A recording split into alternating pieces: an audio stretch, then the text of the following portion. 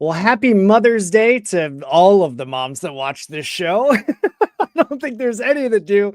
I'm Chris, I'm the Longbox Punk, and I am joined on this live stream by Shane Chebsey. My dude, thanks for hanging out with me on the show, making time on a Sunday for me. I'm excited to talk to you. Oh man, likewise. Yeah, and thanks for having me on. It's really nice to be here. Thank you very much.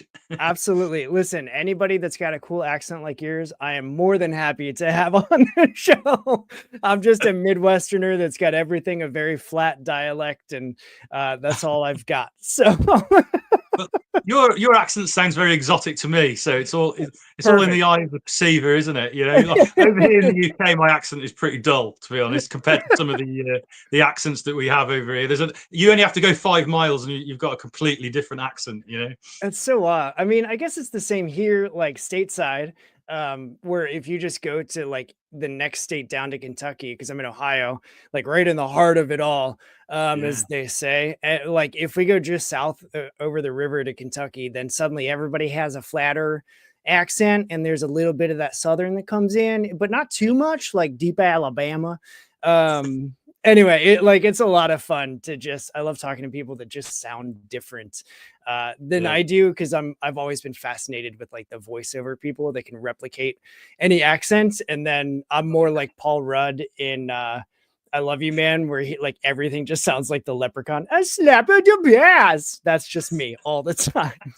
So man, I love being live because stuff like this just happens. I am stoked to have you on, Shane. You've got Scratch Comics. You guys are publishing all sorts of different books, which I've got a full list of the ones that I could find in all of the genres that you guys cover that I want to dig into with you. You're creating books, you're publishing books, you're a musician, you're doing that lifestyle. You've like, what don't you do? Like, how did all of this start for you? How'd you get into comics to begin with? Let's start where it all Wow. began for you. I'll try and make it brief because it's been a while. So my first comic, I'm going to go the full story, but I'll try and make it quick. It's pretty embarrassing actually, because the first comic I ever published it had a terrible title. It was called Comic Artists of the Future. Can you believe that? Awesome. Um, yeah, so presumptuous. And I published that for a while, from 1994 until early 2000s. I think I sort of packed it in, and that was just it was CAOF Comics. What a mouthful. Yeah, I had no idea what I was doing. Basically, I wanted to do comics. I was 21, 22 years old. I wanted to do comics, and that's all I knew really. I just wanted Yeah. to draw comics, wanted to write comics. There was no way that Marvel or DC were touching me, and they were the only publishers that I knew about at the time. So straight out of college, well, before I even finished art college, actually, I started publishing this anthology of all my local friends, went in the local newspaper, advertised for people, had hundreds of responses because comics were massive in the 90s. Yeah. And yeah, we just published this anthology. I learned a lot doing that for, 10 years or whatever it lasted, and made loads of mistakes. And then in 2004, I met really good friend, Andy Richmond, and we started Scar Comics, which was another publishing company that I had before this one. And we messed around, did some comics, and did my first graphic novel, Falling Sky. Did an award-winning comic actually called Madam Samurai, with some great creators. It was originally going to be a movie script, but then the movie never happened, so I adapted it into a comic strip, Okay. and got Eagle Award winner David Hitchcock to draw it, which is my first time working with David, and I've worked with David many times since. Great artist. And that's sort of, we just kept going really for a while, and then me and Andy sort of went our own way creatively. Andy wanted to do one thing, I wanted to do another. Yeah. So I thought, oh, I'm going to have to start from scratch, and then the idea of Scratch Comics, came about. Yeah. Yeah, and that How was sort of, serendipitous. yeah, and that was like pandemic time. Okay. So everybody was publishing then. Everyone and Yeah. their Aunt Petunia were publishing. So yeah, I was in amongst a crowd of other indie people, and we did Hedrick, which now, which has since, sorry, been collected into a hardback. There you Yeah. go. and that ran for a couple of years, and then I've basically done everything else since. So that's the really short version. Um, in that time, I also ran a comics distribution company called Small Zone, from around 1999 to about 2010, which distributed people from all over the world into comic shops on website. Also, as you briefly said, I've been in a band, all sorts of stuff. Really, did a podcast for a few years, called the Icecast Live, which I would like to rejuvenate one day, Yeah. because, like yourself, I love doing this stuff. I love talking to creators, Yeah. talk to some amazing people. Over the years, running conventions, I ran conventions from 2006 right up until 2018, Okay. here in the UK, and obviously met loads and loads of creators doing that, because we used to fly people over from the States as well. So made some really good friends in the industry. And so I spoke to a lot of them during my podcast time, and that was great fun. Just Yeah. like we are now, just chewing the fat, talking about their careers, talking about what stuff they like. And I love that. But to be honest, my first love after music has always been publishing comics Mm. myself. So with Scratch, it was just a different approach. It was just me. I have got people working with me, but it's basically just me, publishing the sort of comics that I love. Because I've been a reader since the day I could, pick up a comic. I was Yeah. really lucky. Learned to read when I was, oh God, not even 4. My mum taught me how to read when I was really young, and the motivation was I wanted to know what was going on in those comics, and the only way I could Mhm. find out was to read. Yeah. So that reading comics is like a great motivator for reluctant readers, and I've been a champion of that for years, trying to get young kids to read through Yeah. comic. It's a really great way of getting kids into reading if they're not so keen, especially young boys, when they're more interested in other things. Comics are a great way of getting them interested in reading. Yeah. Yeah. I'm one of those. So I similarly like was picking up. I used to always read the comic strips in the newspaper, and Yeah. then my nana noticed that, and so she used to like save them. And every time I would go over, she'd give me a stack of the comics from the newspaper of like, here's all the comics from since the last time you were here, because we didn't get the paper at the house. And so then I would just sit down and like I had my favorites, and from there, like I just kind of it just slowly snowballed, and like my dad started taking me to a comic shop, and was starting me off on like, well, that's the Ninja Turtles, and that cartoon, so like here's the Archie run of the Ninja Turtles, and so I was getting those, and then I was getting like Indiana Jones comics and Lost in Space comics, and then suddenly I found the X-Men, and then like game over, man. Like once I found the X-Men, I was like, this is everything that I want in a comp. Like they're weird and they're different, and I'm weird and I'm different, but they're still cool, so I'm still okay. Like us, and I just found myself there. And then I got into like the classics illustrated novels, where it Mhm. was like Moby Dick, but on every other page was a picture depicting the Mm, scene that was being written about. So I was still mm, visually reading and mm. also like reading a novel. And then I got into like actual chapter novel books that were based on comic book characters,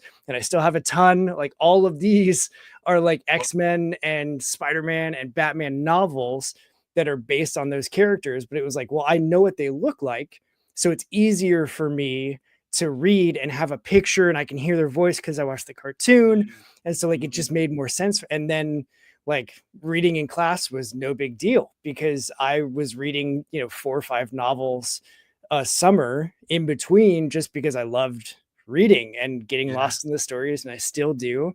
And now I'm starting to write and create my own, and it's just like Okay. it's like that full circle of like, this is just an incredible medium. And anybody that ever dunks on comics because they're for kids or whatever, I'm like, yeah, they start out for kids, and then those kids grow into adults that are well read, well learned, and they know what they want. And that's like, that's my experience. So I love that that's something that you're championing, of like Yeah. using that comics as like a gateway into heavy reading.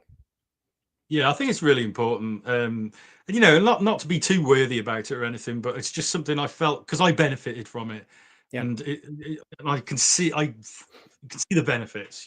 For youngsters like who, especially if they either struggle or they're reluctant, because there is a reluctant reading thing. Yep. So yeah, it's just something I feel strongly about. But like you say, it's funny what you were saying about how you discovered things, you know, the different characters and everything. Yeah. So obviously I'm a little bit older, so it's the same journey but with different characters. So Yeah. for me, it was like Planet of the Apes, I think, was the first comic I like Okay. really got into. Then Star Wars, and then it was Spider-Man, Mighty World of Marvel, which was a UK reprint thing that had Hulk, Mhm. Daredevil, and when I read the Fantastic Four, that was what really got me into Okay. comics in a big way. The Jack Kirby, Stanley Yeah. Fantastic Four, you know, that was just, oh, I love that It's stuff. so good. So imaginative, you know, Yeah. all the Yeah. different worlds they went to, all the wacky characters they fought, you know, all that stuff in the negative zone, Doctor Yep. Doom, Yep. Annihilus, all that, and you know, Atlantis with Namor, and it was just like a whole world opening up that I just couldn't have imagined, you know. And to discover that at the same time that I was discovering Star Wars, Planet of the Apes, and Yeah. all that sort of stuff, it was just an incredible time, you know. And everyone says, don't they, when they're a kid, it was an incredible time to get into comics. Of course, it Yeah. is for everybody. That's their thing. That's what they've discovered, and but it was, you know, they're so imaginative those times, you know. Yeah. And of course, I was reading it, you know, 10 years later, Yeah. because Right. it all happened Right. in the 60s, and I discovered it in the 70s, you know, when I was a kid. So it didn't matter though. It didn't matter that these stories were 10 years old. They were brand new to me, you know. Yeah. Yeah. That's the beauty of comics as a medium is Mm.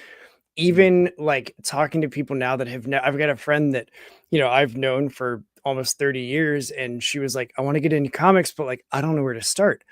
Anything I show her is new to her. So it Yeah, doesn't matter if it came out in 1965 or if it came out in 1979 or 2012, like it doesn't matter because it's all new for her.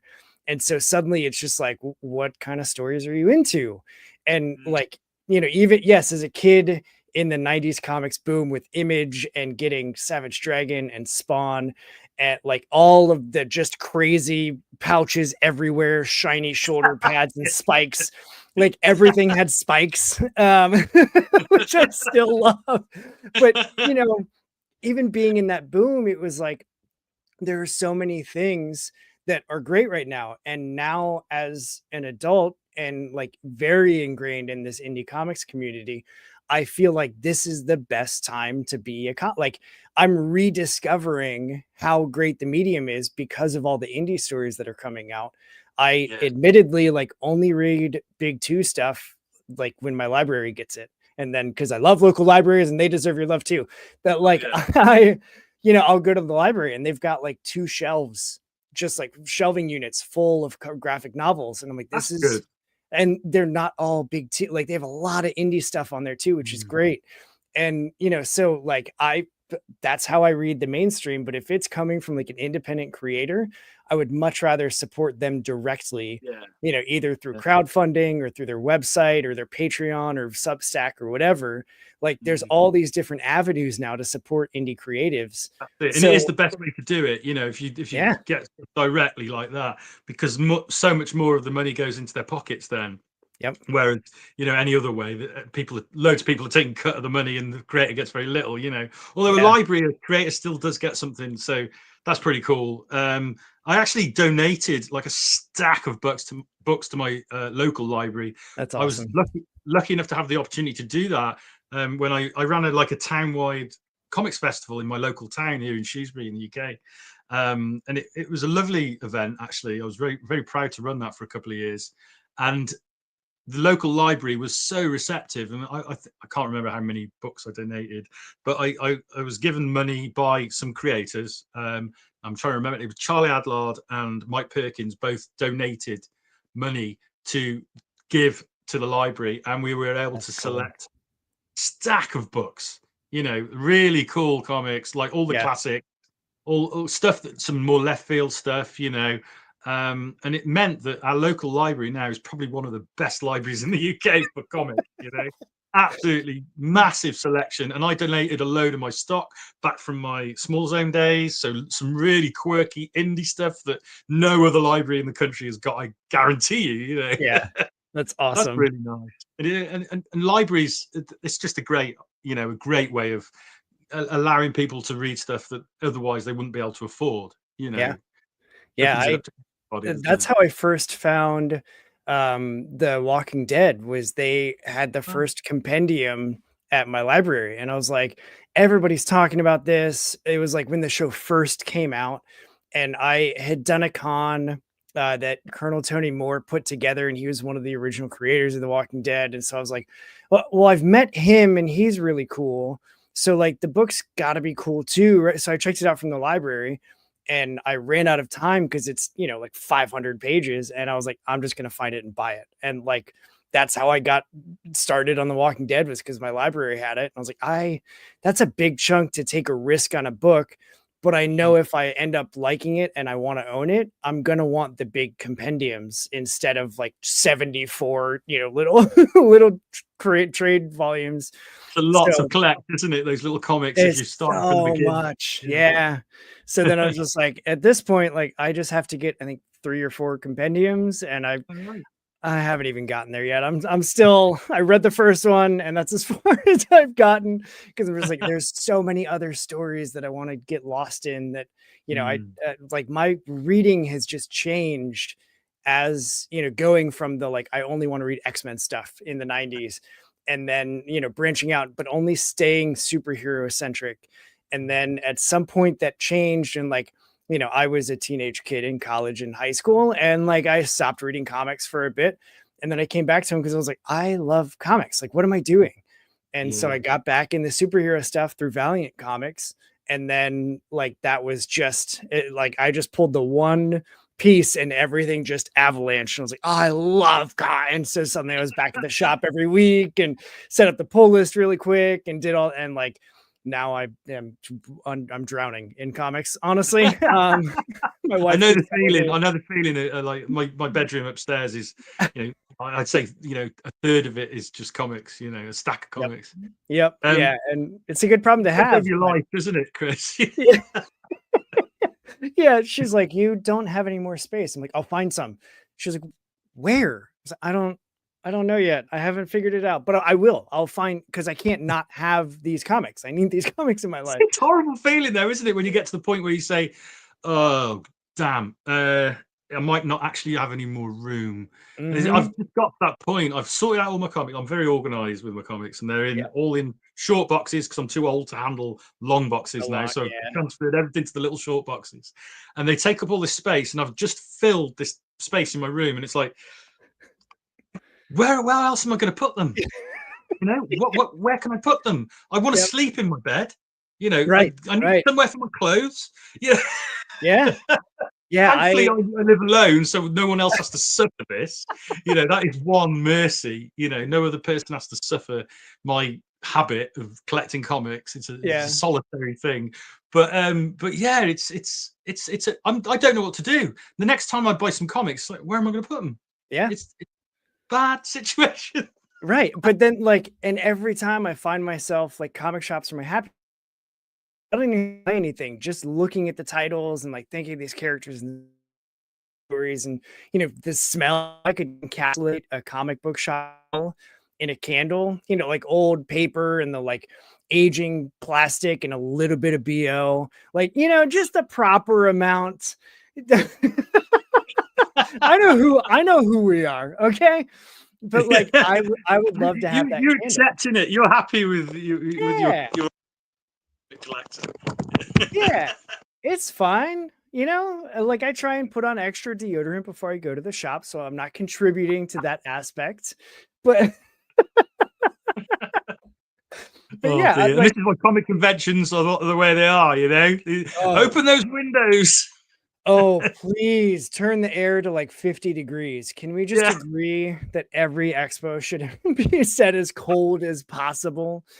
You get more than 50 people that are comic Oh, book readers in a convention in a hall under lights, that are that's like bad. having the anxiety of talking to strangers Yeah. and selling their Yeah. stuff at like, it's a, yeah, it's it's a cesspool waiting to happen. It's so So true. The first time I ever did a comic convention, I discovered that the hard way. We yeah, had this. Actually, no, it was the second one because the first one we did in December and it was really cold, so we didn't realize. But then the second one we did in this room. It was a big hall, but it was no air conditioning. Because in the UK we just don't have air conditioning. It's not yeah. very often it's warm enough to need it. So yeah, but this was like I think it was still late in the year. It was like October, but it was quite a warm October, and Mhm. this room was really hot. There were 2,500 people in this room, and yeah, it got hot and it got smelly. Yep. Yep, that was one of the first things my wife said when we went to our first con together, where she was like, "Do they always smell like this?" I was like, "Yeah, yeah, they do." Yeah. Yeah. Just get used to it, please, because I'm not gonna not come. Yeah, you just So don't notice after a while. yeah, yeah, you just go that nose blind like all of the, Yeah, Febreze commercials or whatever. So so you mentioned having all the piles and comics and stuff. Like, what amount of those are comics that you're still, like, publishing? Like, as the Scratch Comics person, like, do you have the books that you're fulfilling from your house, or do you do, like, direct fulfillment through distributors I got a lot outside of of your it. flat? It's a bit of a mixed bag, actually. I sort of because I did have a fulfillment service that I used here in the UK, but it sort of didn't work out very well. Okay. And obviously, as soon as you have problems with fulfillment, it affects you, because people Yeah. lose confidence in what you're doing. Yep. So I started then fulfilling them myself, and that's hard. Yeah. So Yeah. I've gone back to, and then my local retailer helped me for a while because they've got a good system.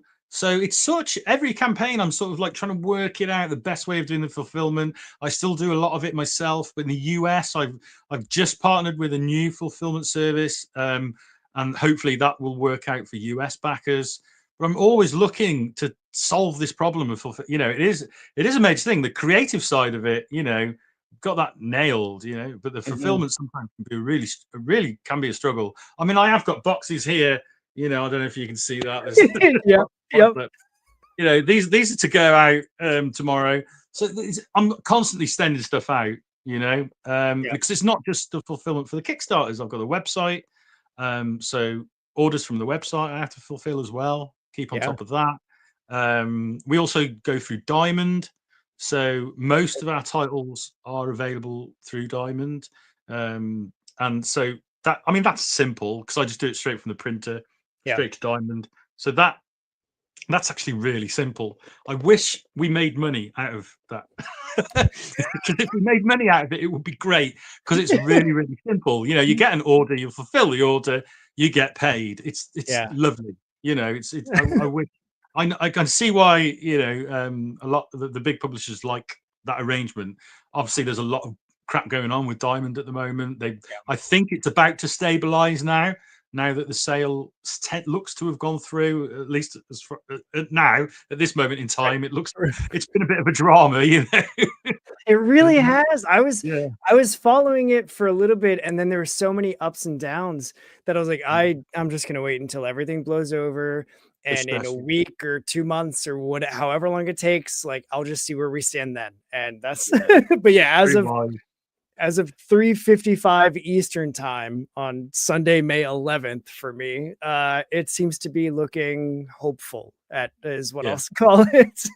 yeah, So, yeah, like, it's a big blow for a lot of the small like, my concern when I initially heard the news was, "Oh, no, what about the smaller mm. publishers that only Yeah. distribute through Diamond?" Like, w Definitely, it's a huge impact. A huge impact. I can't stress it enough, to be honest, especially for UK publishers as well, because yeah, the only access we have, unless you can get a Luna deal, which no one can at the moment because they're just overwhelmed with applications, yep, and PRH don't bother with small publishers anyway. So Diamond was the only game in town for us, really, to get into the US market. And they did a fantastic job for UK publishers. Diamond UK is a different company. They're independent almost from Diamond US. yep, Never went into bankruptcy. Always profitable. Always paid their bills. Brilliant company. Great to deal with. And they did a great job of dealing with Diamond US and getting the books out to the shops in the States and in mhm, Canada and places like that, and obviously Europe and the UK as well. Without that, network, without that link to the US retailers, publishers like myself would just left adrift. I mean, obviously, Yeah. Diamond is just one outlet for us, but it is about for us anyway. I say us, it's me, but for us, it is. I'd say 40%, maybe 50% of the units that we Yeah. move into the US through Diamond. Yeah. So suddenly, I mean, we haven't lost it yet, but obviously order numbers went down because of what's going on. Yeah. And if it went away altogether, it's like, well, that's what are we? Okay, we've got to sort something out. Do we want to still sell to the US? If we do, we've got to find a way of doing it. Obviously, we can still do it through Kickstarter. Kickstarter is great, Yep. and higher margins with Kickstarter as well. Yeah. But it is limited. You're not going to shift the numbers. You're not going to get the numbers that you do with Diamond. I mean, about 5 or 6 times more than we get on a Kickstarter, through Diamond. So Yeah. numbers wise, it's so it's quite stressful. Luckily, it's not. We don't depend on it. Some people do, though. I'm sure there are publishers out there that probably went, well, that's it. That's us done. Right. It was a good run, but Diamond went under. So here we go. Yeah. Which it's just heartbreaking for that to happen because, some people are like, oh, well, if you're not running your business right, then whatever. But it's like, if other people are depending on you, it's that like ripple effect thing. Like the Diamond news was a giant boulder dumped in the ocean. And that caused, all of these ripples that I think are still going to be felt probably through the end of the year until things settle back down and like even all the way down to the smallest publisher that was using them, figure out like what this means for them, for execution, for sales, for distribution, like all of those very businessy corporate words. But like and I'm not even distributing anything, like it's terrifying to think of this mega player, especially for overseas, not to mention like, smaller countries that are trying to get their comics anywhere. Yeah. Like it's easier because I say easier, but I know it's not easy, but I would assume it's easier for someone in the UK to get their books overseas than someone in, say, like Bangladesh or, like Turkey.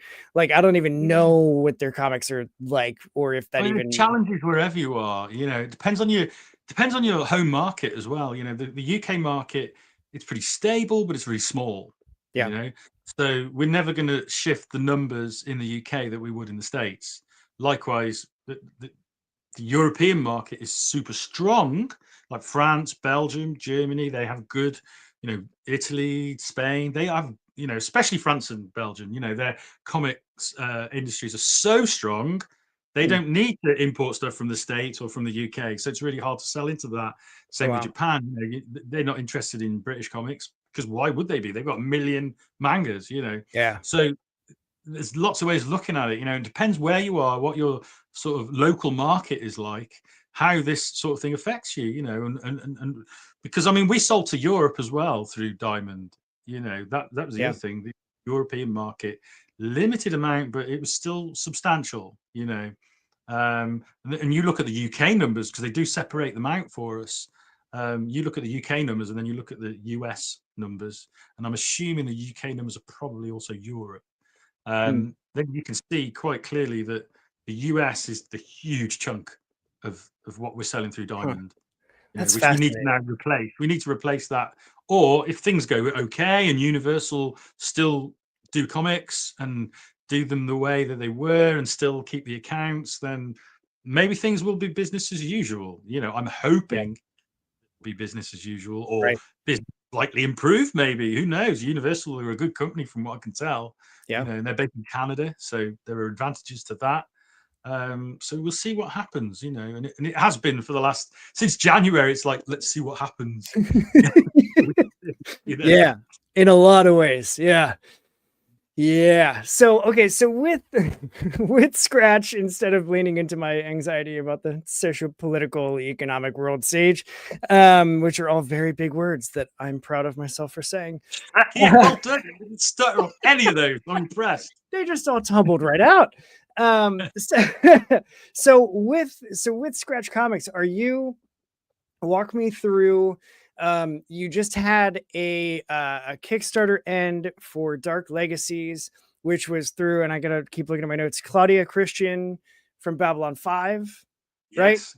So like, how how in the world did that come about, and how did you make comics that she helped create? Okay, so I worked with, now how did this come about? There's a guy I work with called Chris McCauley, who, and I've said this before, and, and I'm very ashamed to say it, I don't remember how I met Chris. I remember my first conversation with him, like on the phone, but I don't remember how we were introduced to each other or how that happened. It's like he's always been there, you know. Yeah, But we've actually only known each other about 5 years. But that's funny. he did a strip. Him and Dacre Stoker, the great grandnephew of Bram Stoker, Mhm. did a horror strip for a publication I did back in the Scar days called Dead by Dawn. It was a little 4-page strip, and that sort of introduced us as creators. And we got chatting, and we sort of hit it off. You know, sometimes you Yeah, meet people and you just hit it off, don't you? And I hit it off with Chris and Dacre. Dacre's a lovely guy, and they wanted to do this Dracula book. Now, at the time, I was just starting Scratch, and Scar was just finishing. I was just starting Scratch. It was going to be a Scar book, but then it ended up being a Scratch book. And I was doing Hedrick with Lawrence Allison and David Hitchcock, and that was our first Scratch title, and it was like an unknown, completely unknown, title. yeah. So we were building that from the ground up. But I was talking to Chris about the Dracula book, and so that happened. There we go. There's Dracula. That's awesome. Um, and we're still doing that now. But Chris has got his fingers in lots and lots of pies, and he's friends with Claudia. Um, I think they met. I can't remember how they met, but they knew each other. And Chris is one of these guys where he knew her, but he didn't know what she was famous for. I don't think at first. She was Okay. just a friend, you Yeah. know. And it was like, oh right, you are okay, cool. Yeah.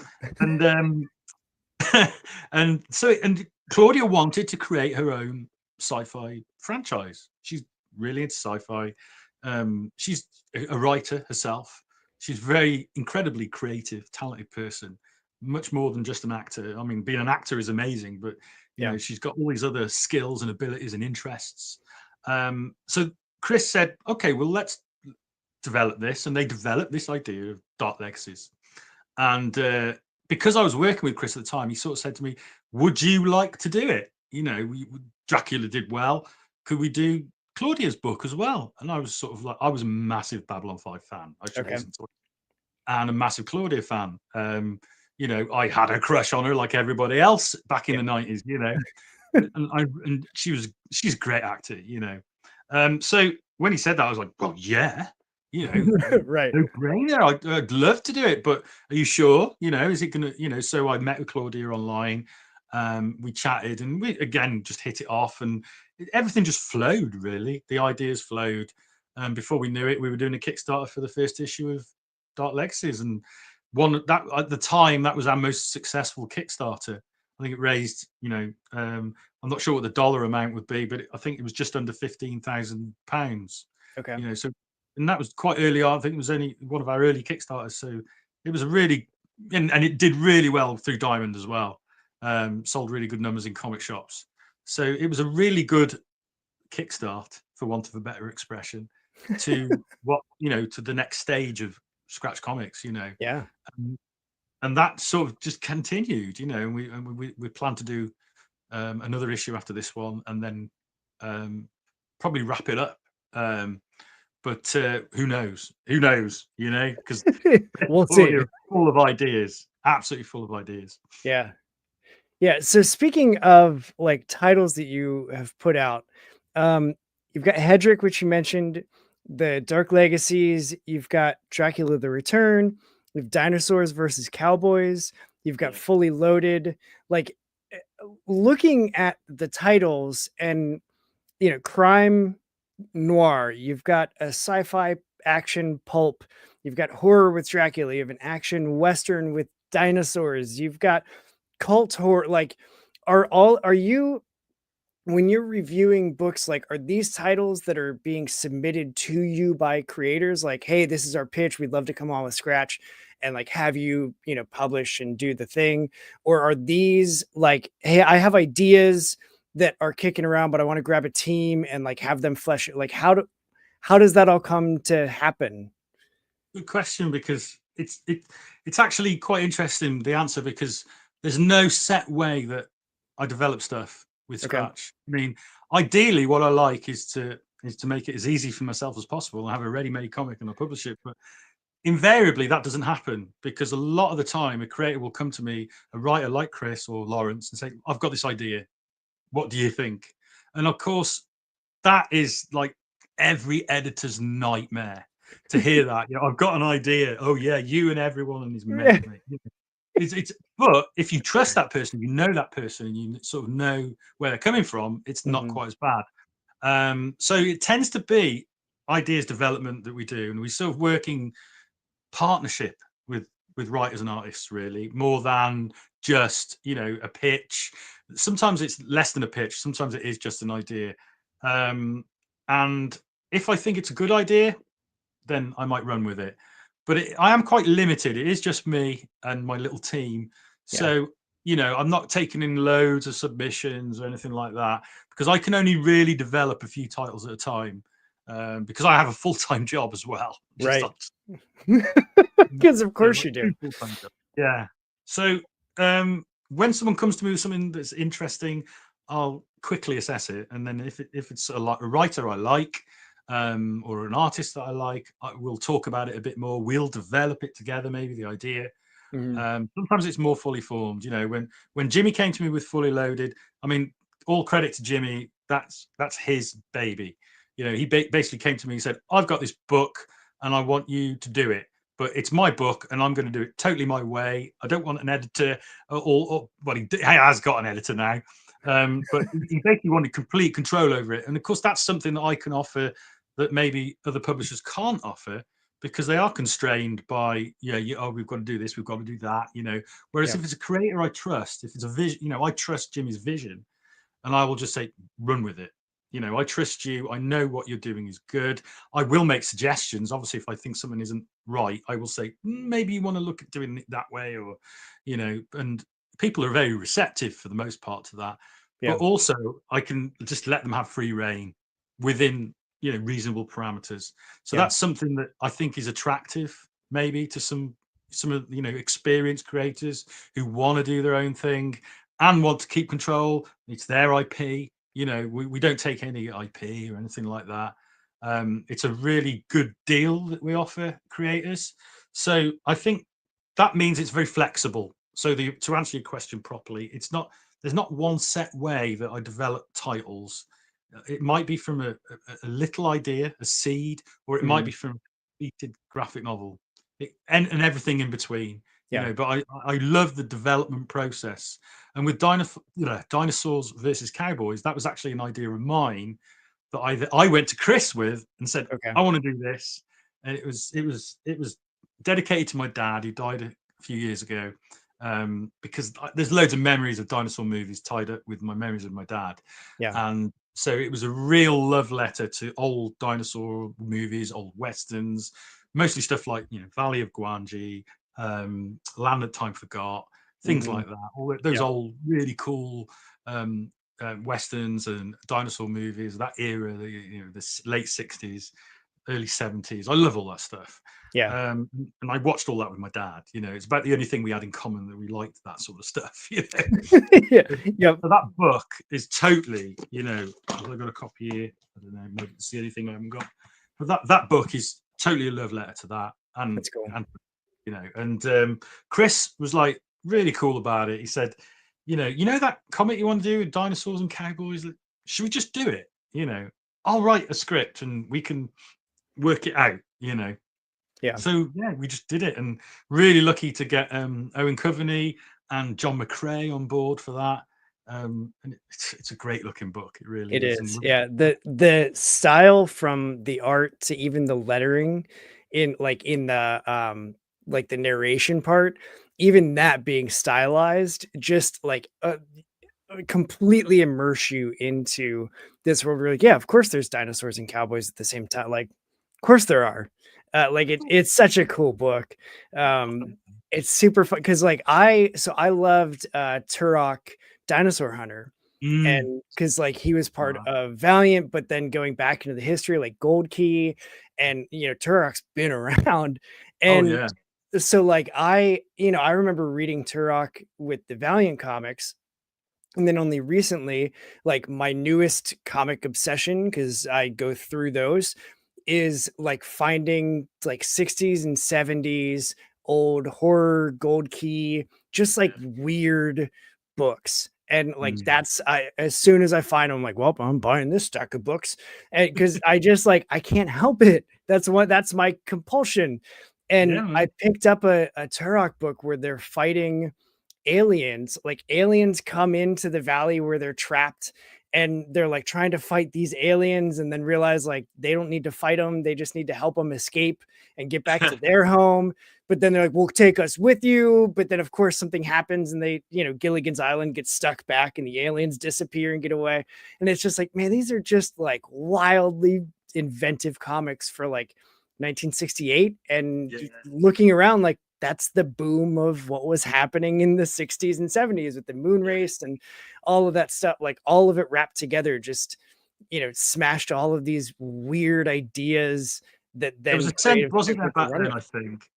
I think in the 60s, there was a sense that anything could happen. Hmm. That anything was possible. All these different worlds, all these possibilities seemed very tangible for some reason. People just, I think it was your moon landings. I think are a good example of why that maybe was the case. It's Yeah. like man can achieve anything, man can discover anything, and of course that was previously, the early science fiction stories, H.G. Wells and things like that, all fed into that. Yeah. And I'm just in love with that sort of stuff too. I think Yeah. it's the and Dinosaurs versus Cowboys is really a reflection of that love, really. And like you said about the lettering, kudos to Rob Jones, our letterer, who that was all him. He That's just said, awesome. "Oh, what do you think of this font? I think it fits." And I was like, at first, I'll be honest, at first I said, "Oh, I don't know. It's a bit Mm, stylized. Is it going to be readable enough?" yeah. And I deliberated over it, actually, but I'm glad I kept it, because a couple of people have said the same thing. The lettering complements the whole feel of the book. Yep. So glad that I trusted Rob in the end.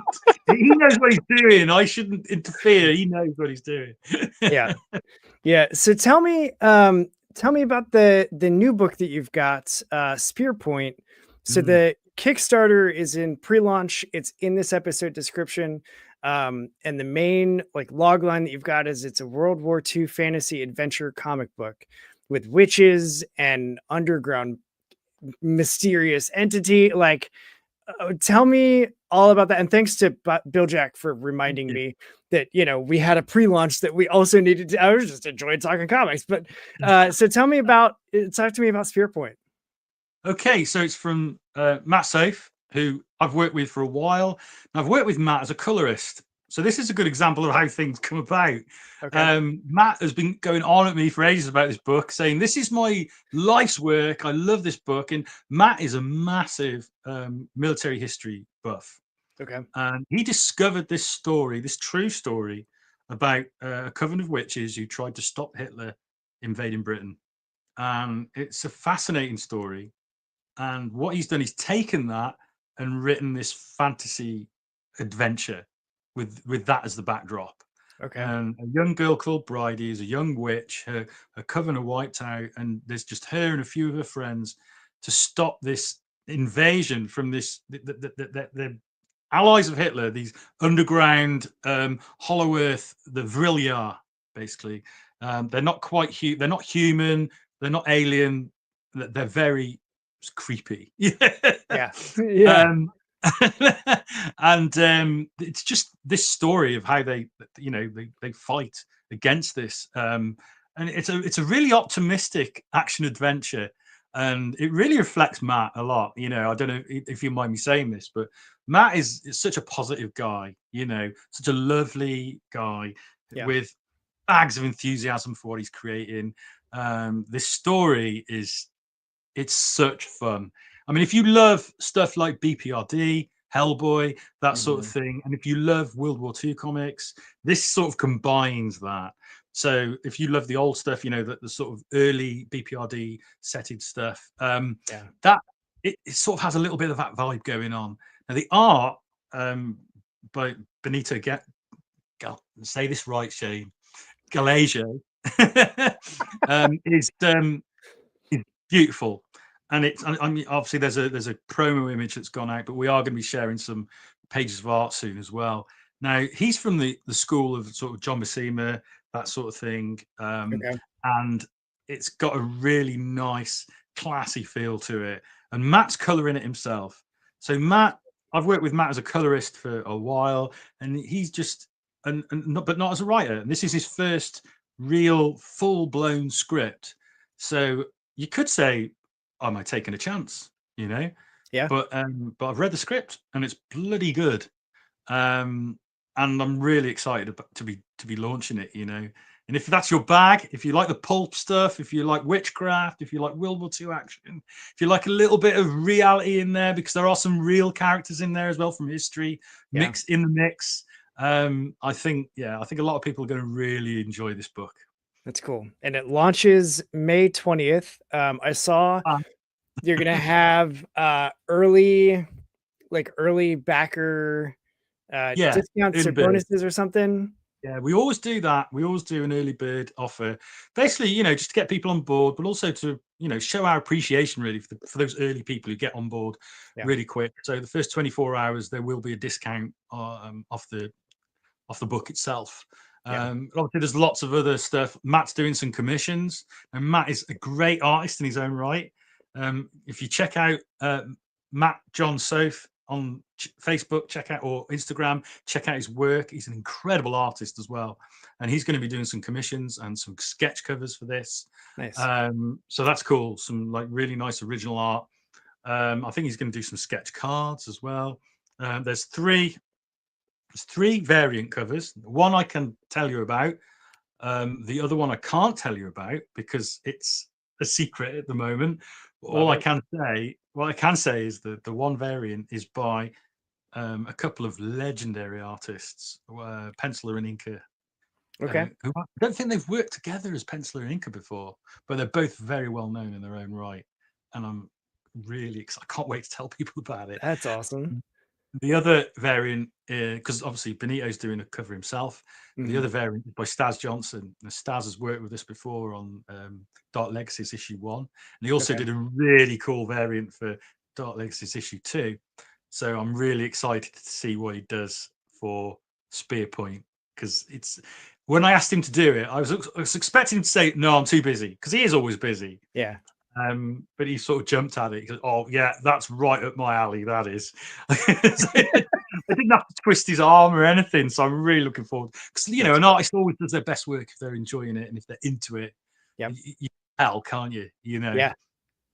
Yeah, you can. So even doing, so my background has always been broadcasting. It's what my degree is in. But I used to produce radio shows, and I at one point after I had been on and like earned the host's trust, I was like, hey, when you're talking to somebody, like it was a movie show about like accounting. There were two CPAs, and just like, you know, I work at a bank, so I can say this. It puts people to sleep, right? You talk money, and they're just like, oh no, yeah, it's 401ks, yeah. And I was like, listen, like you can breathe some life into this show just by smiling. Like I can tell if I close my eyes and I only listen to what you're saying, the difference between talking with no smile and the difference between talking with a smile. Like you can hear it even if they're not intentionally doing anything with their voice. Yeah. And it's the same thing with artwork. You can tell when an artist is like, oh, this is freaking cool. And they're putting all these, you can just feel that energy from artwork when you look at it, as opposed to like, yeah, they paid me $50 for this page. So here's the page. I don't care about the story. What's it about again? Like you can tell the difference. And so it's awesome when you get that response from an artist of like, oh yes, I am in. Cause you're like, I'm about to get a really freaking cool piece from you. Yeah, I'm expecting that, to be honest. I mean, Stas always knocks it out of the park, to Yeah, be honest. yeah, He's one of those artists you can just rely on to produce great work. But when he's doing what he loves, which is basically pulp adventure stuff, yeah, it's like there's an extra little bit of love in there, yep. and yeah, it's gonna be good. That's where you pull out those extra like 5% tips Mm, and or tricks that you always have in reserve, but you're not going to pull out for every single thing. yeah, That's when you pull those out and really just send it over the top. I love that. that's the That's so plan. cool. So, like, are you doing because you've got so many titles and it is you as the publisher, like, do you stagger the like Kickstarter releases so that you're always only ever working on one campaign at a time, but you're doing it Try like back to to back to back? try and do that. I have done multiple campaigns before, and I did a Zoop campaign for Dracula because we use Zoop for Dracula. Okay. For one reason or another, Zoop works better than Kickstarter for Dracula. I don't know why. Hmm. So we use Zoop for Dracula. So I think on 2 occasions, ran a Zoop while also running a Kickstarter. And that can be hard work when you're also doing a full-time job. Yeah. Um, yeah, and back then I was also running the podcast as well. So yeah, it can be challenging. I like to do just one after the other, Yeah. really. So, and then while I'm running the next one, I'm fulfilling the next one, and keep doing it like that. Yep. And yeah, it's hard work. It is hard, but it's a labor of love. I wouldn't do it I'm not making money. I'm not getting rich. You know what I mean? Yeah. There's no financial incentive to this. Yeah. I'm doing it because I love it. I love working with creative people, being a creative person myself. It's just the best feeling, when you work with a bunch of people to create something totally different and new. Yeah. That's got its own rewards, you know. Yeah. And I just love that aspect of it. I realized that very early on when I started doing my, going back to 30 years ago when I started doing my own comics. I wanted to be a comic artist, maybe a writer. I have written a script actually. Oh God. But but I wanted to be a comic artist. That was my thing, And then Mm. it didn't take me long to realize I actually enjoyed the other stuff more.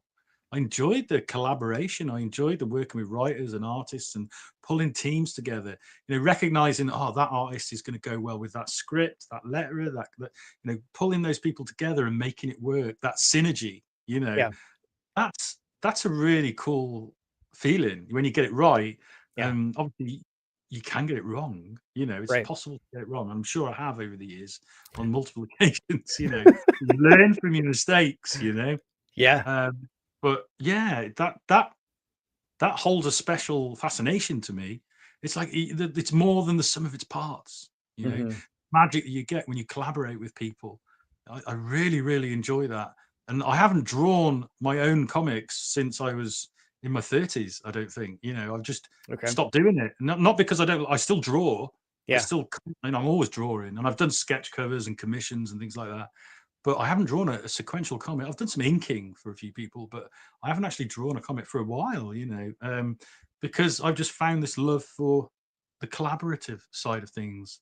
Some people call it editing, but I'm not actually a great editor. I've got someone to help me with that side of things. Yeah. But it's the more creative side, the development, if you like, Yeah.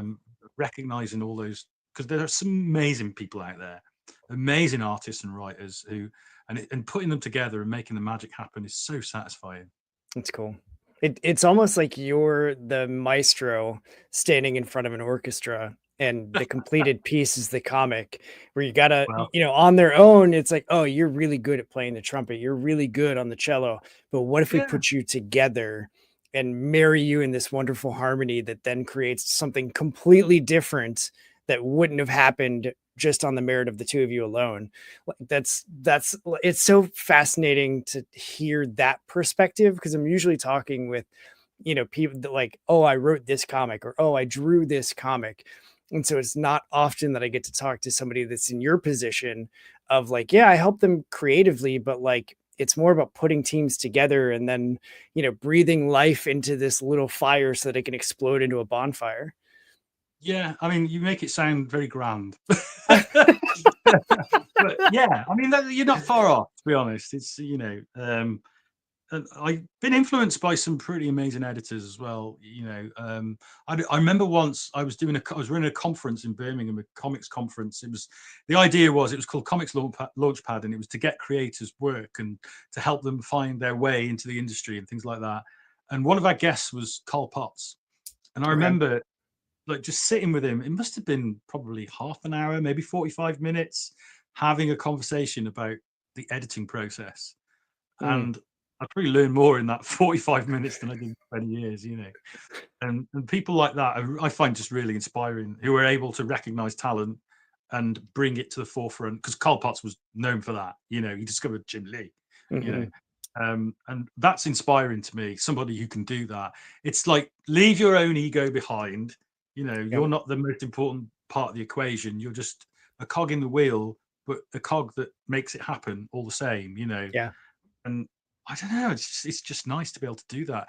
And you're not then also having to cope with being in the limelight, because artists are obviously, and writers, they're in the limelight, and which is nice for them. I'm not really too fussed about that. So it just suits me to be in the background, you know, Yeah. making things happen. You know, I enjoy that. It's cool. Yeah, I love your perspective. I'm so glad that John Anderson connected us. So Good old shout out John. to John. Had a really fun chat with him and John Ward at this past virtual creator con about the future of comics industry, to try and figure out how indie creators don't have to feel like they're only doing comics as a labor of love, but also like getting paid for said labor of love. And instead of, yeah, I have all these comics and I have no money and I've made the thing and people love it and I've sold a bunch of copies, but I've made nothing from it. So, Yeah. Got a lot of definitely, people in that position, mate. There's a lot of people in that yeah. position. There's an initiative actually happening in the UK at the moment to try and tackle that. And they've gone to the government, and they were actually visiting the Houses of Parliament the other week. Oh, wow. And they got I think, I can't remember who it was, but one of a minister or a junior minister got involved, and MPs have got involved about creating a fund in much the way that, because there's a gaming fund at the moment. I'm not sure exactly how it works, but Hmm. basically so many million has been put into the games industry Yeah. to help independent game creators. And the idea was, why can't we have that for comics? You know, it's part of British heritage. You know, Yeah. comics as they are today were created in Britain, arguably.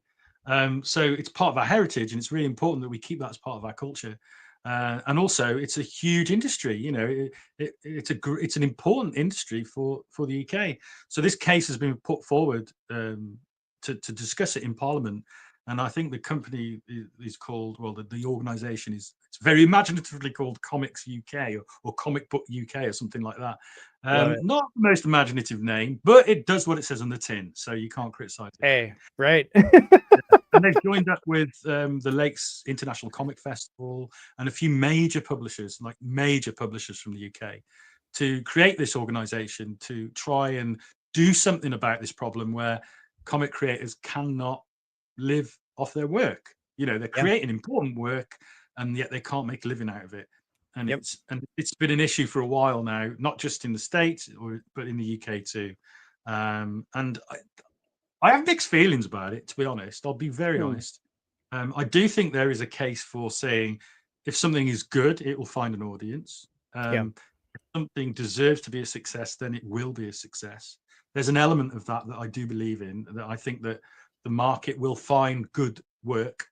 But Yeah. also, there are avenues that for some people, they don't have the opportunities to find that success. You know, yes, you can create great work, and if you've got the opportunity and the platform to put your work out there and for people to see it on a level playing field, then that's great.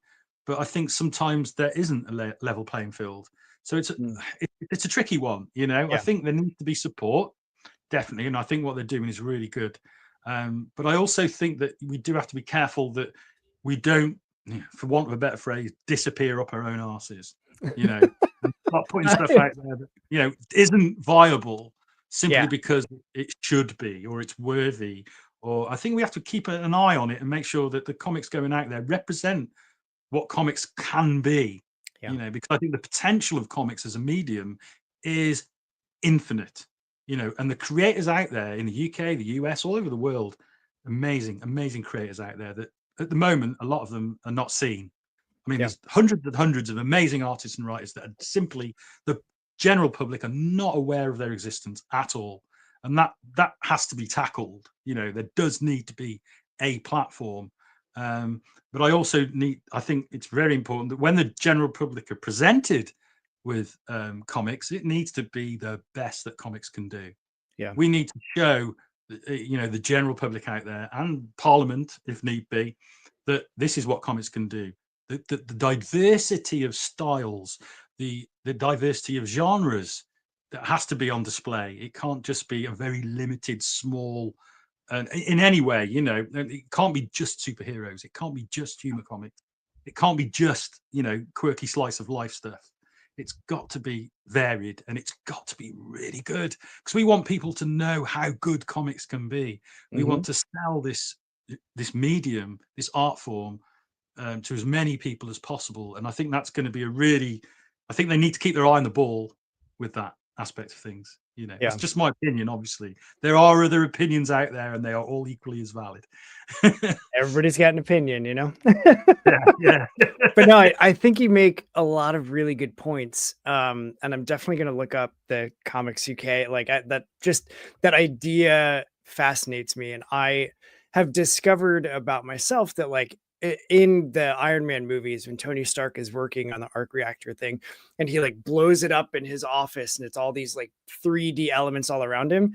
I like doing that with like all of the processes for everything, whatever my interest is at the time.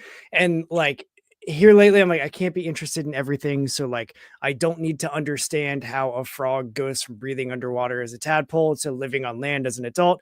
I don't need to understand that. But like, that's one of those things where I'm like, why is that like that? I remember being fascinated by that when I was a kid. I was so into amphibians when I was a kid. Oh man, like I used to go hunting for frogs and newts and things like that, and put them in my family garden pond. And I spent hours just sitting by the pond watching these little animals. Watching. Yeah, I was fascinated by how tadpoles developed into frogs and how they, had gills and then they developed lungs. Where did they go? That's amazing. The gills just fall off. Yeah.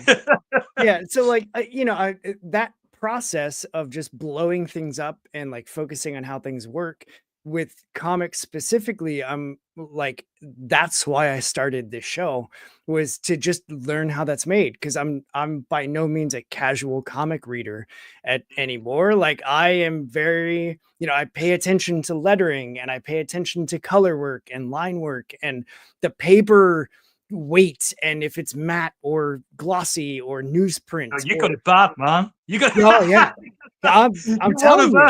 You one of them. Yes. Yeah. So how if you say anything wrong online about anything, there's always the actually there's that guy. Yeah.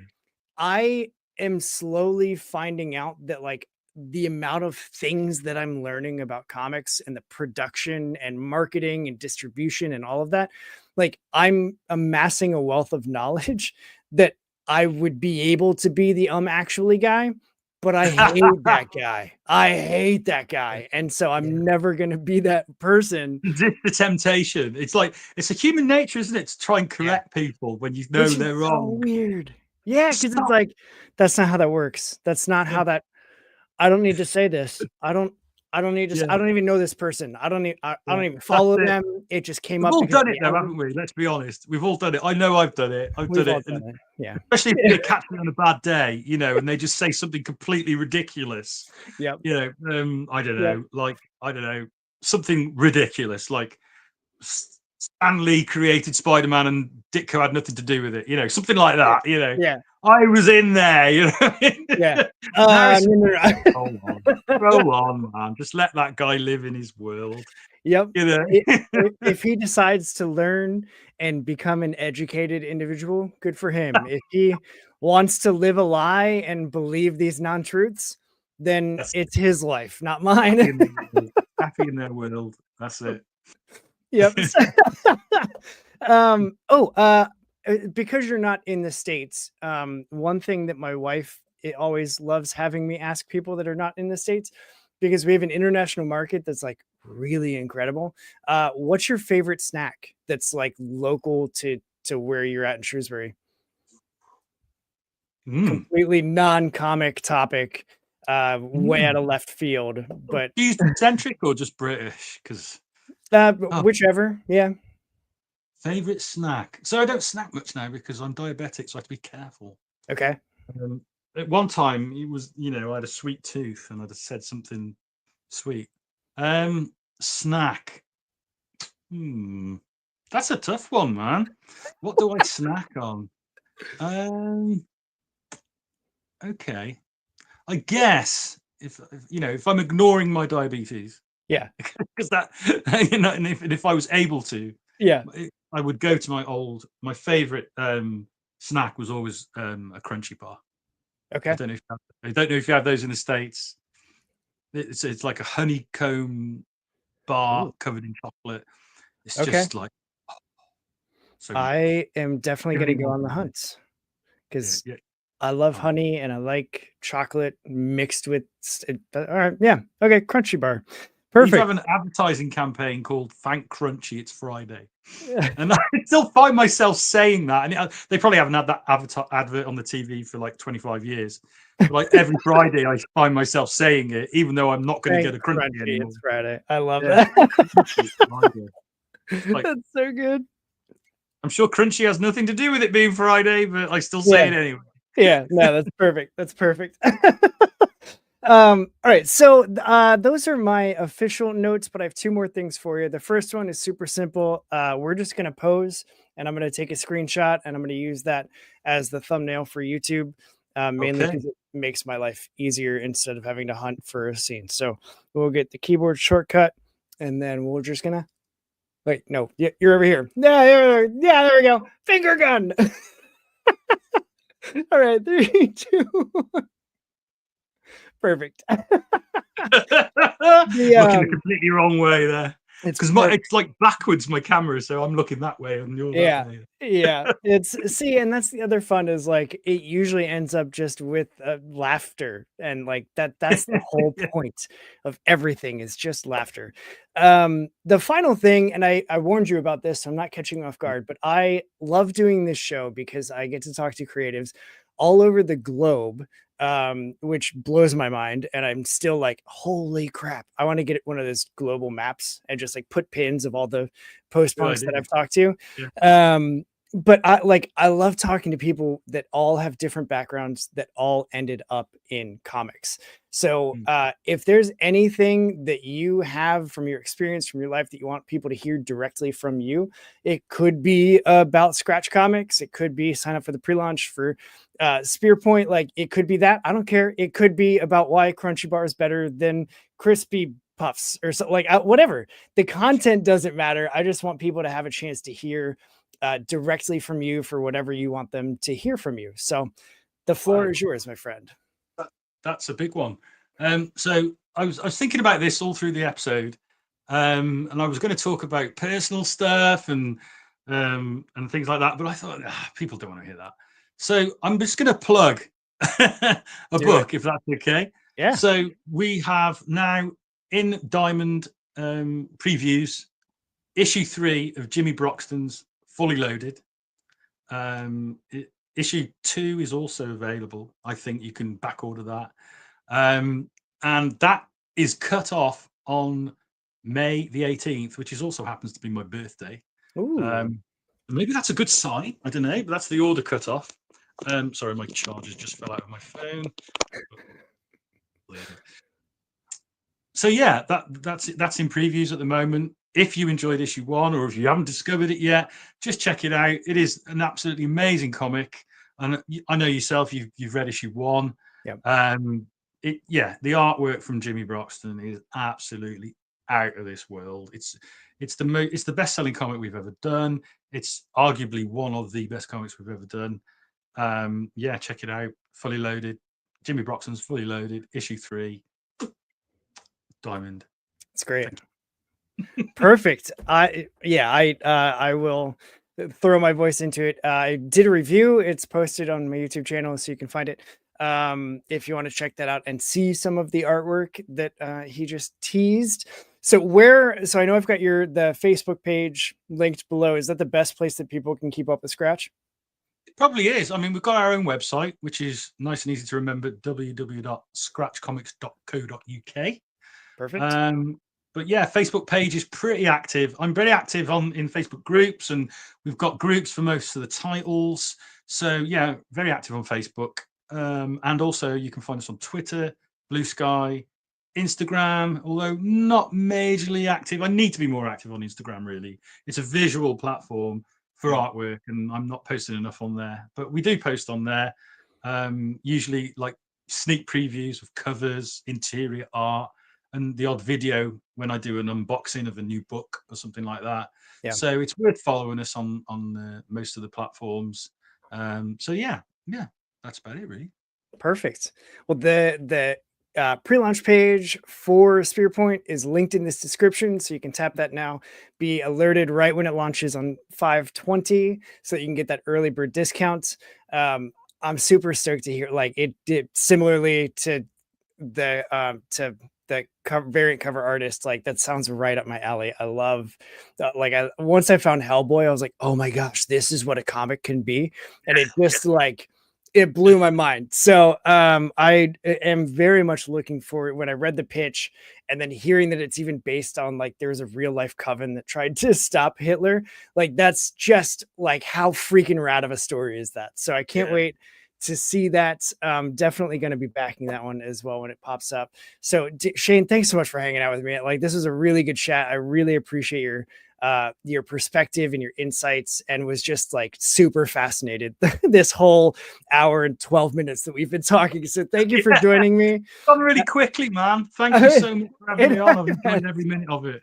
Absolutely. So everybody should go to your Facebook page, sign up for the pre-launch for the Kickstarter, keep in touch with Scratch Comics, because all the books that I've read that have been shared with me are just banger after banger after banger. So really like what you're doing. Really love the premise that you guys have, and taking care of artists and giving them that freedom. Like, that's what we need: more creatives that are just unleashed on the world to make their art and put it out everywhere. So I appreciate everything that you guys are doing. I hope nothing but the best for you. Thank you. That's going to be the end of this stream. So hang out after I end this. I got some quick logistics for you. But for everybody else, what is a good podcast without a good tagline? This one's mine. Go do what's good for you, punks, and read some indie comics, because we are out of here. I always dance at the end.